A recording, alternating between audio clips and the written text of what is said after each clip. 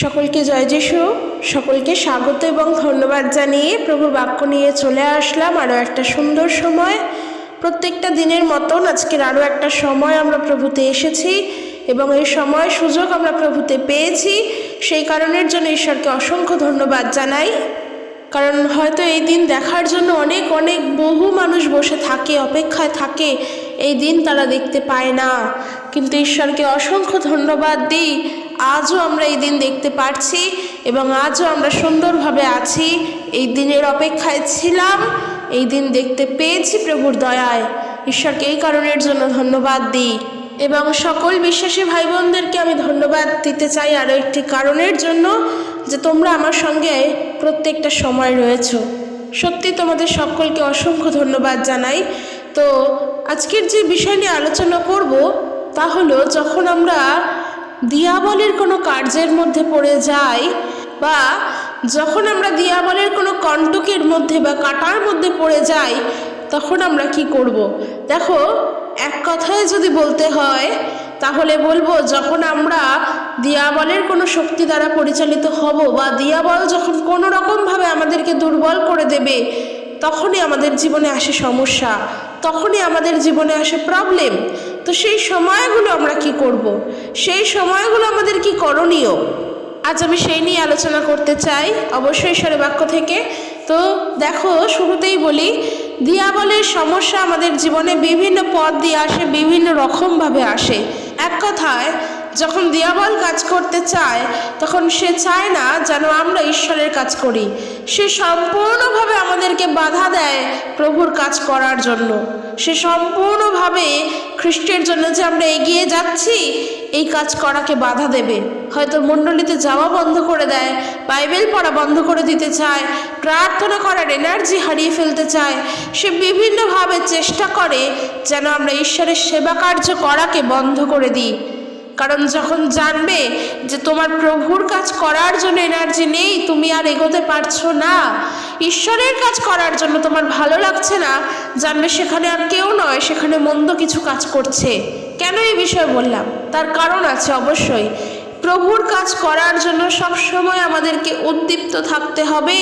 প্রভুর কাজ করার জন্য আমরা যেন কখনো নির্জীব না হয়ে পড়ি। প্রভুর কাজ করার জন্য আমরা সব সময় আগ্রহী থাকব। আর সেই জায়গায় দাঁড়িয়ে আজকে প্রভুর কাজ করার জন্যই যখন আমাদের মন ভালো লাগে না, ঈশ্বরের কাজ করার জন্যই যখন আমাদের ভালো লাগে না, তখন তো আমাদের অবশ্যই বুঝতে হবে যে সেখানে মন্দ কিছু কাজ করছে।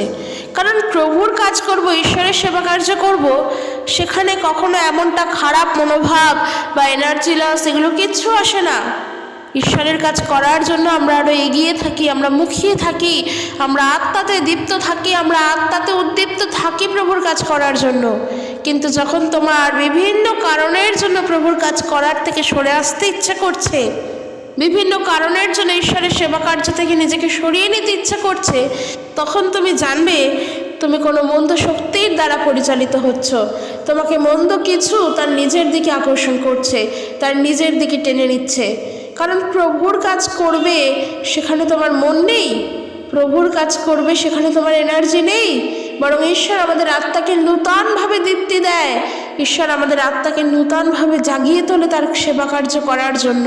তাই বললাম, দিয়াবল আমাদের জীবনে এইভাবেও কাজ করে, আবার দিয়াবল আমাদের জীবনে আমাদের মধ্যে বিভিন্ন সমস্যা দিয়ে, ধরো পরিবারের কেউ অসুস্থ হলো কিংবা পরিবারের কোনো একটা ক্ষতি হয়ে গেল, যার ফলে তুমি ঈশ্বরকে দোষারোপ করলে, যার ফলে তুমি অসুস্থতার কারণের জন্য বলছো যে আমি প্রার্থনা করি তাও আমার উত্তর আসে না, প্রভু আমাকে কি এমন একটা শরীরে রোগ দিল যে আমি সেখান থেকে বেরিয়েও আসতে পারছি না। এই যখন আমরা এইভাবে প্রভুর নামে বলতে থাকি যে প্রভু আমাকে এটা দিল, প্রভু আমাকে সেটা দিল, প্রভু আমার মধ্যেই খারাপটা দিল, তিনি কেন দিলেন, তিনি কবে উদ্ধার করবেন, এই যে বিভিন্নভাবে প্রভুকে দোষারোপ করি, এইখানেও কিন্তু দিয়াবল কাজ করে। আর সব থেকে বড় বিষয়, যখন তুমি প্রভুর সেবা কার্য করার পাশাপাশি নিজের মন, নিজের প্রাণ মূর্তির মধ্যে আটকে রেখে সেই মূর্তির সেবা করে চলেছ এবং বলছো প্রভু যিশু আছে, প্রভু যিশুকেও ভালোবাসি, মূর্তিকেও ভালোবাসি, সেই তো সব। যখন এই এরকম আচরণ করছো, জানবে সেইখানেও দিয়াবল কাজ করে। যখন তোমার মন প্রভুতে স্থির হতে পারছে না, সেই সময়ের জন্য প্রার্থনা করো। যখন তুমি দুর্বল হয়ে পড়ছো, তখন তুমি প্রার্থনা করো। যখন তুমি প্রভুতে চলতে পারছো না, তোমার মনে হচ্ছে যে সেখানে দিয়াবল কাজের কিছু করছে, সে তোমাকে বিভিন্নভাবে প্রভুর পথ থেকে দূরে রাখতে চায়, তাহলে বলবো সেইখানে দাঁড়িয়েও প্রার্থনা করো। কারণ একটা জিনিস জেনে রাখবে, বিশ্বাসীদের জীবনে কিন্তু দিয়াবলের কাজ সব থেকে বেশি হয়। কেন বলো তো? কারণ আমরা বিশ্বাসীরা, আমরা কার? আমরা প্রভুর সন্তান, আমরা আলোর সন্তান। তো একজন বিশ্বাসী যদি আলোর সন্তান হয়, আর দিয়াবল সে অন্ধকারের, যার মধ্যে কোনো সত্য নেই, যার মধ্যে সত্যের লেশটুকুনি মাত্র নেই, শুধু সে মিথ্যা, সে অন্ধকারের, সে তো সবসময় চাইবে নিজেকেই প্রতিষ্ঠা করার জন্য, সে তো সবসময় নিজেকে দেখানোর জন্যই লোকের কাছে চেষ্টা করবে। আর যার ফলে যখন আমরা বিশ্বাসীরা দিয়াবলের সেই কাজকে বন্ধ করে দিতে চাই, যখন সত্য প্রকাশ করতেই চাই, যখন সত্যকেই প্রকাশ করি, তখন স্বাভাবিকভাবেই মিথ্যার আক্রোশ তখন সত্যের উপরে সব থেকে বেশি করে প্রভাব পড়ে। তখন মিথ্যা সম্পূর্ণভাবে চায় সত্যকে টেনে নিতে। বিশেষ করে যারা সত্যে চলছে, তারা যেন সেই পথ থেকে হারিয়ে যায়, এটা সে চায়। সে ঈর্ষা করে, সে হিংসা করে, সে মিথ্যার, সে অন্ধকারের। তাহলে সেই জায়গায় দাঁড়িয়ে আজকের তুমি বিশ্বাসী, আমি বিশ্বাসী, আমরা সবাই খ্রিস্ট বিশ্বাসী। আমরা খ্রিস্ট বিশ্বাসী হয়ে আজকের কত রকমভাবে আমরা অত্যাচারিত হচ্ছি। হয়তো আমি তোমাদের সঙ্গে বলছি, কিন্তু সেইভাবে আমি কোনো অত্যাচারিত হচ্ছি না মনে হতেই পারে, কারণ আমি তো ভিডিওর মধ্য দিয়ে বলছি, ফোনের মধ্য দিয়ে বলছি। কিন্তু একটা জিনিস আমি বিশ্বাস করি, তার কারণ তা হলো তোমরা যারা প্রভুর নাম প্রচারের জন্য বিভিন্নভাবে বিভিন্ন জায়গায় ছড়িয়ে পড়ছো, বিভিন্ন জায়গায় পৌঁছে যাচ্ছ, সেখানে গিয়ে যে অত্যাচারিত হচ্ছ, সেই অত্যাচার প্রত্যেক বিশ্বাসীদেরই জন্য। কেন কি? তোমরা সেই একজনের উদ্দেশ্য করেই কিন্তু এত কিছু করছো। তোমরা যাকে প্রেম করো, আজকের আমরা তো তাকেই প্রেম করি, তো তফাৎ তো আমাদের কারোর মধ্যেই নেই। কারণ আমরা প্রভুতে সবাই কি?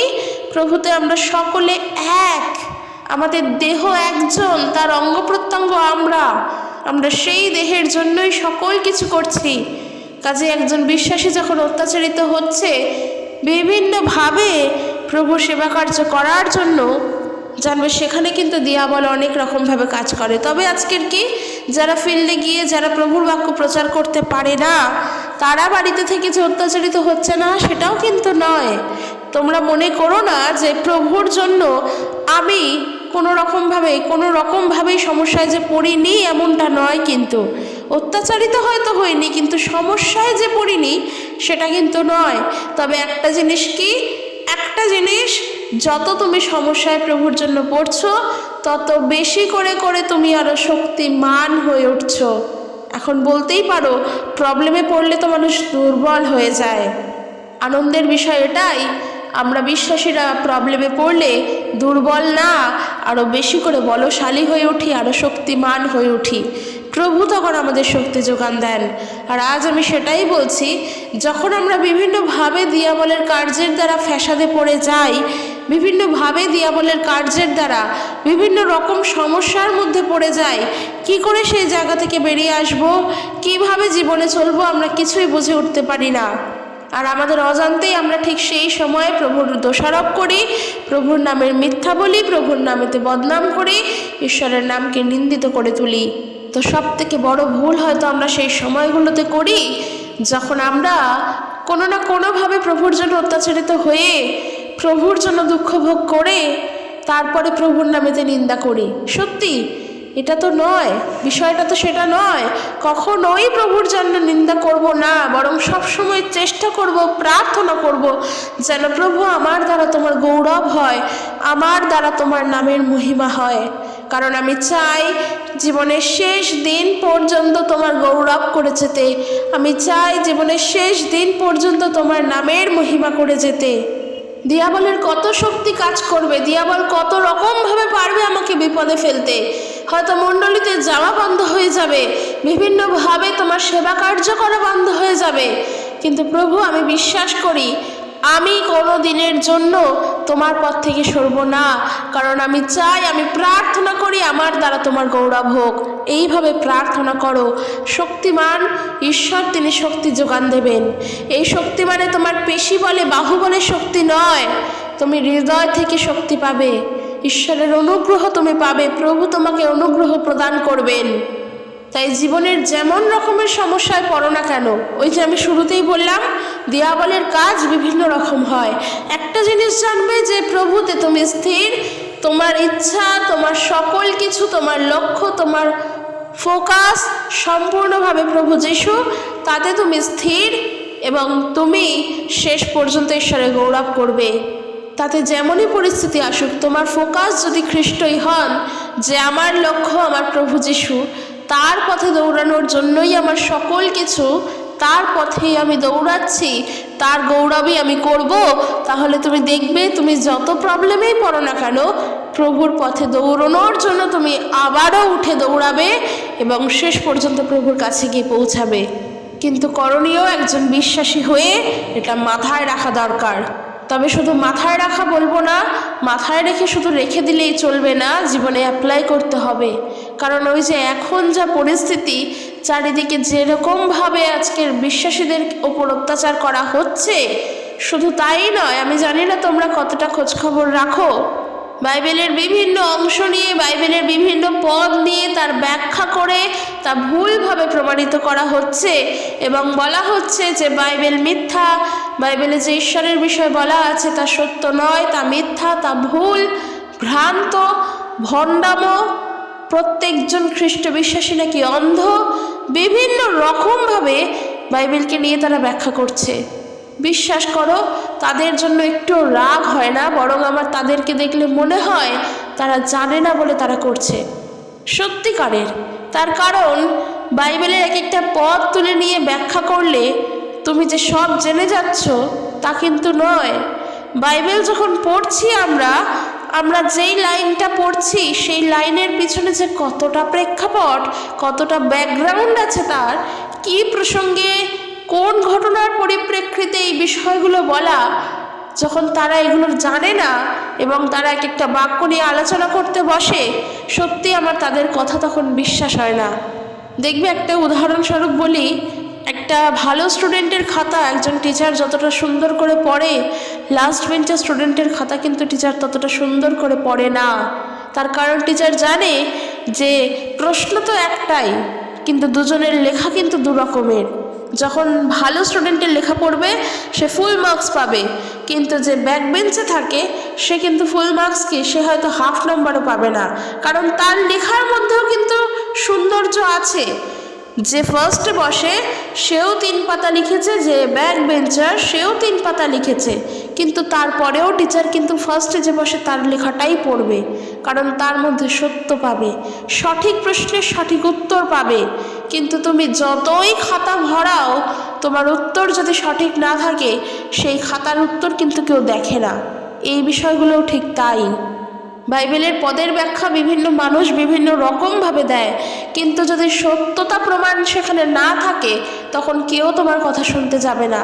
তাই একটা বাক্য তুলে নিয়ে সেই বাক্য নিয়ে আমি আলোচনা করতে বসলাম, যিশাইয় ভাববাদী পুস্তক থেকে একটা বাক্য তুলে নিয়ে বললাম এটাই সত্য, এটাই ঠিক, কিংবা প্রকাশিত বাক্য থেকে একটা বাক্য বললাম, গীত সংগীতা থেকে একটা বললাম, আবার রোমীয় পুস্তক থেকে একটা বললাম।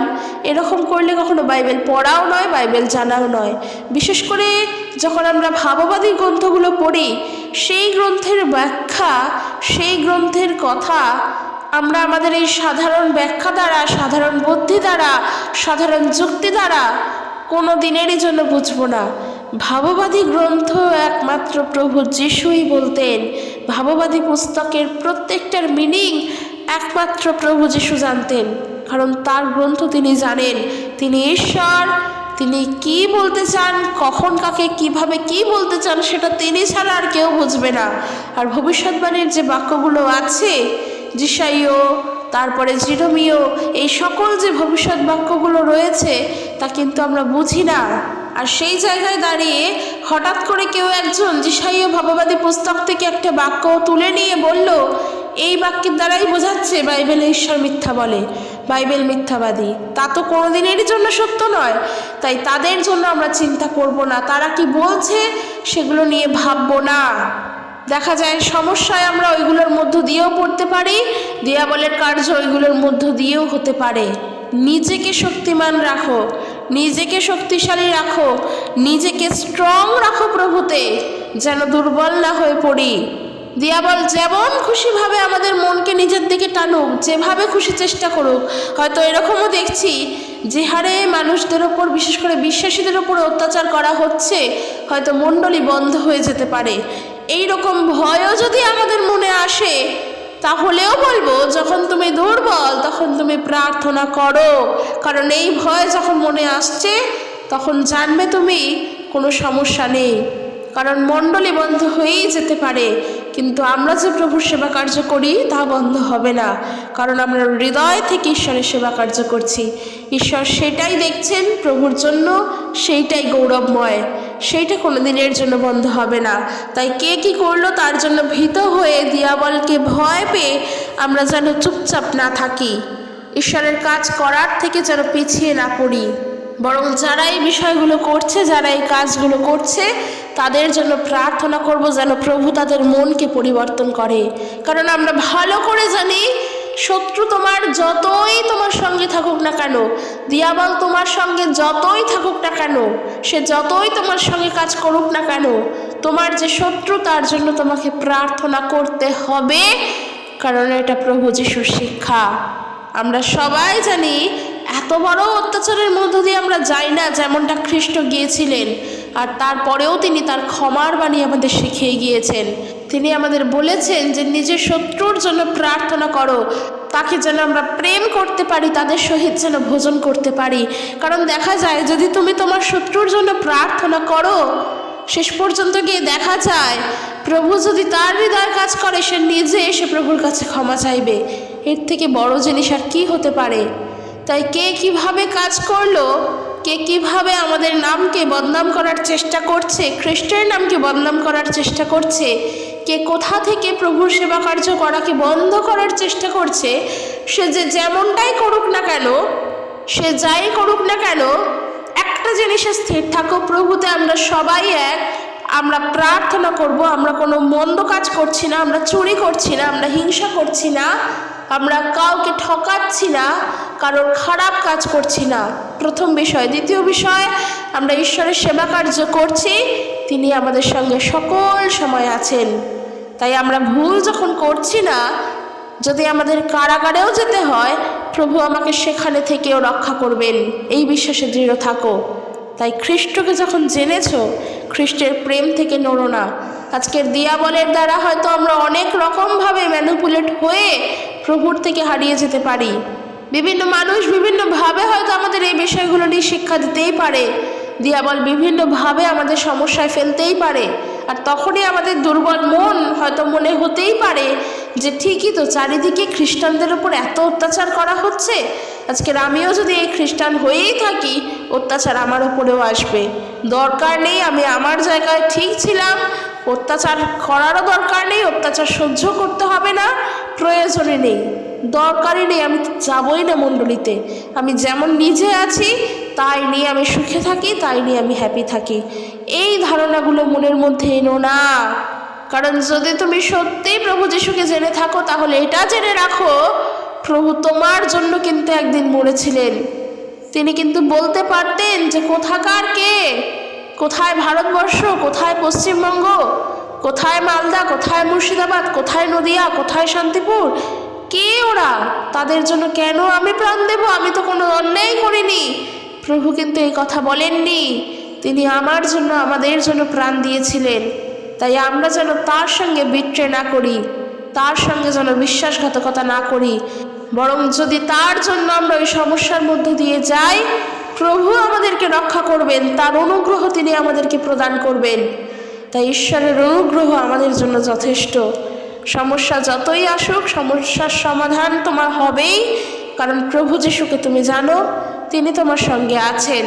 তাই চিন্তা করো না, ভয় পেও না, ভাবনা ভেবো না। তোমার মণ্ডলী যদি বন্ধ হয়ে যায়, হতে দাও, কারণ তোমার মণ্ডলীতে কাউকে চুরি করা শেখানো হয় না, তোমার মণ্ডলীতে কাউকে খারাপ পথে চালনা করার শিক্ষা দেওয়া হয় না। তোমার মণ্ডলীতে প্রত্যেকের প্রার্থনা করা হয়, প্রত্যেকের পরিবারের জন্য প্রার্থনা করা হয়, শিক্ষা দেওয়া হয়, সত্য শিক্ষা সত্য জ্ঞান সম্পর্কে বলা হয়। তাই ওই মণ্ডলী যদি বন্ধ হয়ে যায়, হোক, সমস্যা নেই, প্রভু যিশু আমার সঙ্গে আছেন। মণ্ডলী তো আমি আমার পরিবারের সঙ্গেই করব। দুজন বিশ্বাসী যেখানে উপস্থিত, স্বয়ং পিতা সেখানে উপস্থিত, প্রভু যিশু সেখানে থাকেন। তাই চিন্তা করো না, ভয় পেও না, প্রভু আছেন, আমরা ঠিক সেই জায়গা থেকে বেরিয়ে আসতে পারবো। প্রথম বিষয়। আর দ্বিতীয় বিষয়, যদি এইভাবে অত্যাচারিত হই, যারা অত্যাচার করছে তাদের সম্মুখে দাঁড়ানোর জন্য, সেই প্রবলেমকে ফেস করার জন্য তৈরি হও, ভয় লুকিয়ে যেও না, তাদের সম্মুখীন হও, তাদেরকে বোঝাও, তাদেরকে বলো। ইভেন তারা যদি বলে যে না তোমরা ভুল করছো, তোমরা অমুক জায়গায় চলো, তোমাদেরকে কারাগারে দেওয়া হবে, তাহলে তাদের সঙ্গে কারাগারেও পর্যন্ত যাও, সেখানে গিয়ে কারাগার বন্দিও হও, তারপর দেখো তোমার সঙ্গে কি হয়। তারপরে যখন কারাগার থেকে বেরোবে, তুমি প্রভুর নামেরই প্রশংসা করবে। আমি তোমাকে বলতে পারি হলপ করে যে তুমি যখন কারাগার থেকে বেরোবে, ঈশ্বরের গৌরব করতে করতেই বেরোবে। হ্যাঁ, প্রভু তোমার সঙ্গে থাকবেন। তাই ভয় পেও না, চিন্তা করো না, দিয়াবলের কোনো কার্যের দ্বারা কোনো রকমভাবে যেন আমরা আঘাতপ্রাপ্ত না হই, দুর্বল যেন না হয়ে পড়ি, কারণ আমরা প্রভুতে স্ট্রং, আমরা প্রভুতে দৃঢ়। তো যেই বিষয়গুলো বলছিলাম সেগুলো তো একটা দিক গেল, কিন্তু যখন আমরা আমাদের পরিবারের মধ্য থেকেই দিয়াবলের বিভিন্ন সমস্যায় পড়ে যাই, যখন আমরা পরিবারে থেকেই দিয়াবল আমাদের সঙ্গে কাজ করে, সেই সময়গুলো আমরা কি করব। দেখো, শুধু পরিবারে থেকে দিয়াবলের কাজ না, আবারও বলছি, বিশ্বাসীদের সঙ্গে প্রভু যেমন সকল সময় থাকে, ঠিক একইভাবে দিয়াবলও কিন্তু আমাদের সঙ্গে প্রত্যেকটা সময় থাকে। আমাদের ভাবনা চিন্তার মধ্যে থাকে, আমাদের কথা বলার মধ্যে থাকে, আমাদের কাজকর্মের মধ্যে থাকে, বিভিন্নভাবে সেও কিন্তু আমাদেরকে ধরে রাখছে এবং আমাদের প্রতি দৃষ্টি রাখছে আমরা কি করছি। ঠিক সেই সময়গুলোর কথা বলবো। তোমরা অনেকেই বলো যে অসুস্থতার কারণে প্রভুতে তোমরা সেইভাবে হাঁটতে পারছো না, প্রভুতে তোমরা চলতে পারছো না। তাহলে দেখো, যখন প্রভুর কাজ করার জন্য তোমার জীবনে আসছে বাধা, সেটা তো অবশ্যই সেখানে দিয়াবল কাজ করছে। শুধু তাই নয়, হয়তো পরিবারে যারা প্রভুকে একা জানে, পরিবারের থেকে বিভিন্নভাবে তাদের জীবনে সমস্যা আসছে, সেখানেও কোনো না কোনোভাবে মন্দ কিছু তো কাজ করছেই, যার জন্য ঈশ্বরের কাজ করাকে আমাদের বাধা দিচ্ছে। তো আমি তাদের জন্য বলতে চাই, তাদের জন্য বলছি, ঠিক একইভাবে সাধু পৌলের জীবনেও একটা দুর্বল সময় এসেছিল। সাধু পৌল সে নিজেও এক দুর্বলতার মধ্যে পড়েছিল, আর তখন সে কি করেছিল একবার দেখব। 2 করিন্থীয় তার 12 অধ্যায় 7 পদ থেকে দেখো, 2 করিন্থীয় তার 12 অধ্যায় 7 পদ থেকে, সেখানে দেখো পৌল কি বলছেন। কিন্তু এটা বোঝার জন্য, এটা বোঝার আগে পৌলের স্বর্গীয় দর্শন অর্থাৎ 12 অধ্যায় পড়তে হবে। এবং 12 অধ্যায় পড়লেই যে আমরা সব বুঝে যাব সেটাও নয়, কারণ 12 অধ্যায় 1 পদ থেকে এমন বিষয় রয়েছে, এমন কিছু বলা রয়েছে যা খুবই গুরুত্বপূর্ণ এবং যথেষ্ট তার প্রমাণ আছে, তা নিয়ে যথেষ্ট ব্যাখ্যা রয়েছে, বাইবেলের আরও পদ রয়েছে, তা একটা পড়াশোনার বিষয়ের মতো। কিন্তু অত কিছু আমরা দেখব না, আমরা আমাদের জিনিসটা দেখব। এখানে পৌল বলছেন, আর ওই প্রত্যাদেশের অতি মহত্ব হেতু আমি যেন অতিমাত্র দর্প না করি, এই কারণে আমার মাংসে একটা কণ্টক অর্থাৎ শয়তানের এক দূত আমাকে দত্ত হইল, যেন সে আমাকে মুষ্ঠাঘাত করে, যেন আমি অতিমাত্র দর্প না করি। 8 পদে তিনি বলছেন, এই বিষয় লইয়া আমি প্রভুর কাছে 3 বার নিবেদন করিয়াছিলাম, যেন উহা আমাকে ছাড়িয়া যায়। আর তিনি আমাকে বলিয়াছেন, আমার অনুগ্রহ তোমার পক্ষে যথেষ্ট, কেননা আমার শক্তি দুর্বলতায় সিদ্ধি পায়। অতএব আমি বরং অতিশয় আনন্দের সহিত নানা দুর্বলতায় শ্লাঘা করিব, যেন খ্রিস্টের শক্তি আমার উপরে অবস্থিতি করে। এই হেতু খ্রিস্টের নিমিত্ত নানা দুর্বলতা, অপমান, অনাটন, তাড়না, সংকট ঘটিলে আমি প্রীত হই, কেননা যখন আমি দুর্বল তখনই বলবান। পৌল বলছেন, দিয়াবলের কণ্টক আমার মধ্যে দেওয়া হয়েছিল যেন গর্ব না করি। আর সেই সময়, সেই কষ্টের সময় যখন দিয়াবলের কণ্টক আসে, তখন আমি 3 বার প্রভুর কাছে প্রার্থনা করেছিলাম। কেন করেছিলাম? যেন সে আমাকে ছেড়ে চলে যায়। আর প্রভু আমাকে আমার প্রার্থনার মধ্য দিয়ে এটাই বললেন, আমার অনুগ্রহ তোমার পক্ষে যথেষ্ট, অর্থাৎ খ্রিস্টের অনুগ্রহই আমাদের জন্য যথেষ্ট। তাই বলছে যে যখন আমরা দুর্বলতায় তখন আমরা আনন্দ করব, যখন আমরা কষ্টে সমস্যায় তখন আমরা আনন্দ করব, তখন আমরা খ্রিস্টের জন্য আনন্দ করব। যখন আমরা খ্রিস্টের জন্যই নানা দুর্বলতায়, নানা অপমানে, নানা তাড়নার মধ্যে, নানা সংকটের মধ্যে, সেই সময়গুলোতে আমরা প্রীত হব। কারণ পৌল বলছেন, যখন আমি দুর্বল তখনই বলবান। কারণ যখন আমি দুর্বলতার মধ্যে থাকি, যখন দিয়াবল আমাকে দুর্বলতার মধ্যে রেখে দেয়, সংকটের মধ্যেই রেখে দেয়, তখন আমি প্রভুর কাছে প্রার্থনা করি। যখন প্রভুর কাছে প্রার্থনা করি তখন প্রভুর অনুগ্রহ আমার মধ্যেই থাকে এবং ঈশ্বরের বাক্য এই সান্ত্বনাই দেয় আমাকে যে কি তার অনুগ্রহই আমার জন্য যথেষ্ট। তাই যখন দুর্বল তখন প্রার্থনা করো। প্রার্থনার মতো বড় শক্তি আর কিছু নেই। যেমন পৌল এখানে বললেন, আমি প্রার্থনা করেছিলাম, আর সে কিন্তু প্রার্থনাতেই উত্তর পেয়েছিল। তাই যতই সমস্যায় পড়ো, যত সংকটের মধ্যে, যত তাড়নার মধ্যে পড়ো না কেন, বিশেষ করে যখন ঈশ্বরের সেবা কার্য করার সময় সংকট আসছে, ঈশ্বরের সেবা কার্য করার জন্য তাড়না আসছে, ওই যেমন বললাম, ধরো আজকের উদাহরণস্বরূপ তোমরা বেশ কয়েকজন মিলে অমুক একটা পাড়ায় গিয়ে সেখানে প্রভু যিশুর নাম প্রচার করতে গেলে এবং প্রভুর বাক্য প্রচার করলে, তার কাছে গান করলে, তার প্রার্থনা করলে, সব করলে, সেখানে যারা যারা আছেন তাদের জন্য প্রার্থনা করে আসলে এবং ঈশ্বরের নাম তাদের কাছে দিয়ে আসলে। কিন্তু বিশেষ কোনো কারণের জন্য সেই এলাকা থেকে তোমাদের উপরে তাড়না আসলো, তোমার উপরে, তোমাদের উপরে সংকট আসলো, তখন কিন্তু আমরা কি দুর্বল হয়ে পড়ি। তখনই আমাদের মনে ভয় কাজ করে যে কি হবে, ওরা তো আমাদেরকে তাড়না করলো, আমাদেরকে তো সংকটে ফেললো, গেলে যদি মেরে দেয়, এর পরের বারে গেলে যদি আরও অপমান করে তাড়িয়ে দেয়, আর যাবই না।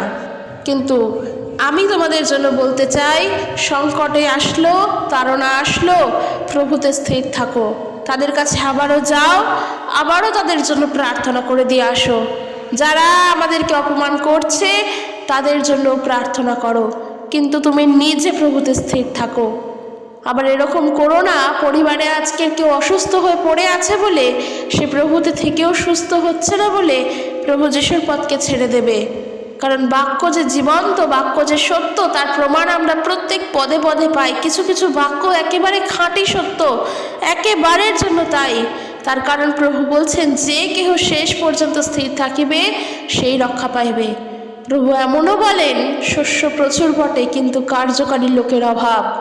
সত্যি এই বাক্যগুলো জীবন্ত, এর কোনো ভুল নেই।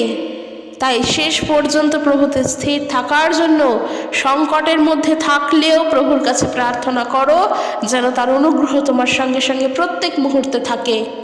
সংকটের মধ্যে থাকলেও প্রভুর কাছে প্রার্থনা করো, যেন দিয়াবল কোনোভাবে তোমাকে সেই পথ থেকে বা প্রভুর পথ থেকে হারিয়ে না নিয়ে চলে যেতে পারে।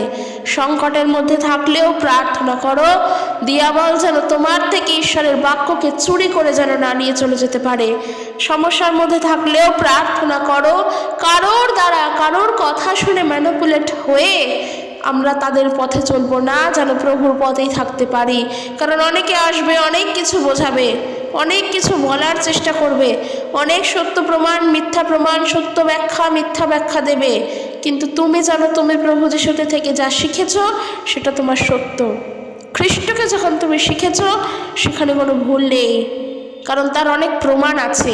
বিনা প্রমাণে কোনো কথা নয়। খ্রিস্ট হলেন ঈশ্বর, তো তিনি ঈশ্বর। ঈশ্বরকে দেখতে গেলে তার চারিত্রিক বৈশিষ্ট্য দেখতে হয়। তিনি কেমন, তাকে যদি মানুষ রূপেও দেখো যে তিনি ঈশ্বর নয়, তিনি ঈশ্বরের পুত্র, কিংবা তিনি মরিয়মের পুত্র, মরিয়ম এবং যোসেফের পুত্র, তাকে যদি তুমি মানুষ রূপেও দেখো, প্রভু যিশুর কথা বলছি, আমি ঈশ্বরের কথা বলছি না, প্রভু যিশুর কথা বলছি, ঈশ্বরের বিষয়ে জানাচ্ছি না। তাই তুমি যদি প্রভু যিশুকে মানুষ রূপেও দেখো, তাহলেও তার চারিত্রিক বৈশিষ্ট্য, তার চারিত্রিক গুণাবলী দেখো, তার জীবনযাপন দেখো, তার জীবন দেখো, তিনি কি শিক্ষা দিয়েছেন, তিনি কি বলেছেন, এগুলো দেখার চেষ্টা করো। কারণ এইগুলোর মধ্য দিয়েও মানুষ বিভিন্নভাবে আমাদেরকে বোঝায় বিভিন্নভাবে আমাদের শিক্ষা দেয় যে যিশুর এগুলো ভুল বা এগুলো ঠিক নয়। ওই যে দিয়াবল কখন কার মধ্য দিয়ে কিভাবে তোমার কাছে আসবে এবং তোমার মনকে প্রভুর পথ থেকে হারিয়ে নিয়ে যাওয়ার চেষ্টা করবে তা তুমি নিজেও বুঝবে না। তাই যখন তুমি বিশ্বাস করছো প্রভুই তোমার ঈশ্বর বলে তাকে বিশ্বাস করে নিয়েছো, সেই মুহূর্ত থেকে প্রভুর পথে চলার চেষ্টা করো, তার কাছে নত থাকো, তার কাছে প্রার্থনা করো। সকল সংকটের সময় শুধু প্রার্থনা করে বলো, প্রভু তোমার অনুগ্রহই আমার জন্য যথেষ্ট, তুমি যা দেবে তাতেই আমি সুখী, তাতেই আমি খুশি, আমার অতিরিক্ত কিছু চাই না। তাই আমি নিজেকে তোমারই ওপরে রাখছি, তুমি তোমার মতন করে পরিচালনা করো। বরং যারা আমাদের বিরুদ্ধে কথা বলে তাদেরকে তুমি বোঝাও, তাদের মন তুমি পরিবর্তন করো যেন তারা তোমাকে জানতে পারে। প্রার্থনা করো। ওই যে আমরা তো কোনো অন্যায় করছি না, প্রভুর বাক্য প্রচার করা, প্রভু যিশুর নাম প্রচার করা, এগুলো কোনোটাই অন্যায় কাজ নয়, কোনোটাই অপরাধমূলক কাজ নয়। কারণ ঈশ্বরকে প্রকাশ করার দায়িত্ব আমাদের, প্রত্যেকটা মানুষের ঈশ্বরকে প্রকাশ করার দায়িত্ব আমাদের। কেন? তার কারণ ঈশ্বর তিনি নিজেকে নিজে প্রকাশ করলেন খ্রিস্টের মধ্য দিয়ে। প্রভু যীশু খ্রিস্ট তিনি কার বিষয় শিখিয়ে গিয়েছেন? সদাপ্রভুর বিষয় শিখিয়ে দিয়েছেন। সদাপ্রভুর বিষয় বলে গিয়েছেন ঈশ্বরের বিষয়, যিনি সর্বজ্ঞানী, সর্বশক্তিমান, যিনি সনাতন, যিনি আদি, যিনি অন্ত। খ্রিস্ট তার বিষয় শিখিয়েছেন। ঈশ্বর নিজের বিষয় নিজে খ্রিস্টের মধ্য দিয়ে প্রকাশ করলেন। যখন আমরা খ্রিস্টকে জানলাম তখন আমরা খ্রিস্টের কথা প্রচার করি। কেন খ্রিস্টের কথা প্রচার করি? তার কারণ আমরা এটা জানি তিনি আদি, তিনি অনন্ত, তিনি আলফা, তিনি ওমেগা, তিনি প্রথম, তিনি শেষ, তিনি অনন্ত জীবন, এরপরে কোনো কথা নেই। তাই আমরা তাকে প্রচার করি, অর্থাৎ আমরা ঈশ্বরকে প্রচার করছি, ঈশ্বরের বাক্য প্রচার করছি, অর্থাৎ প্রভু যিশুর সুসমাচার, প্রভু যিশুর বাক্য প্রচার করছি। অ্যাকচুয়ালি ঈশ্বরকে প্রকাশ করা, খ্রিস্টকে প্রচার করা আমাদের পক্ষে সম্ভব নয়, সত্যি সম্ভব নয়। কারণ খ্রিস্টকে যদি দৈহিক মাংসিক রূপে যদি না দেখো তাহলে খ্রিস্ট কি? খ্রিস্ট হলো ঈশ্বরের একটি ইচ্ছা, ঈশ্বরের অভিপ্রায়। ঈশ্বরের ইচ্ছা ছিল, ঈশ্বরের পরিকল্পনা ছিল যে তিনি মানব জাতির জন্য পরিত্রাণ আনবেন, আর তা তিনি আনলেন কার মধ্য দিয়ে? খ্রিস্ট যিশুর মধ্য দিয়ে। তাই তাকে প্রকাশ করা, তাকে প্রচার করা আমরা কোনো দিনের জন্যই পারবো না। আমরা যা করি তা তার বাক্য প্রচার করি, তার বাক্য প্রকাশ করি, আর তার বাক্যই হলেন তিনি, তাকেই আমরা বলছি। তো ঈশ্বরের বিষয় বলছি, অন্যায় করছি না। তাই এটাই বলতে চাই, সমস্যায় পড়ছো, সংকটে পড়ছো, দিয়াবলের কার্যের মধ্যে পড়ছো, চোখ খুলে বুদ্ধিপূর্বক চলো। আর এই বুদ্ধি কোথা থেকে পাবে? প্রার্থনা করে। অন্ধত্বর মতো নয়, চোখ খুলে বুদ্ধিপূর্বক চলো, প্রার্থনা করে চলো, বাক্য থেকে জেনে নাও, শাস্ত্রজ্ঞান নিয়ে চলো, মানুষের কাছে দেখানোর জন্য নয়। প্রভু যিশুর সঙ্গে আছেন, সৎভাবে চলছো, বিশ্বাসের পথে চলছো, ঈশ্বর তোমার সঙ্গে। সত্যি কি তোমার ভয় আছে? কোনো ভয় নেই। তো চলো আজকের এখানে শেষ করছি। ভালো লাগলে অবশ্যই লাইক, কমেন্টের থেকেও বড় বিষয় ভিডিওটি শেয়ার করে দিও। সববার জানতে হবে, প্রত্যেক বিশ্বাসীর জানতে হবে, সবাইকে জানতে হবে। জয় যিশু, প্রেজ দ্য লর্ড।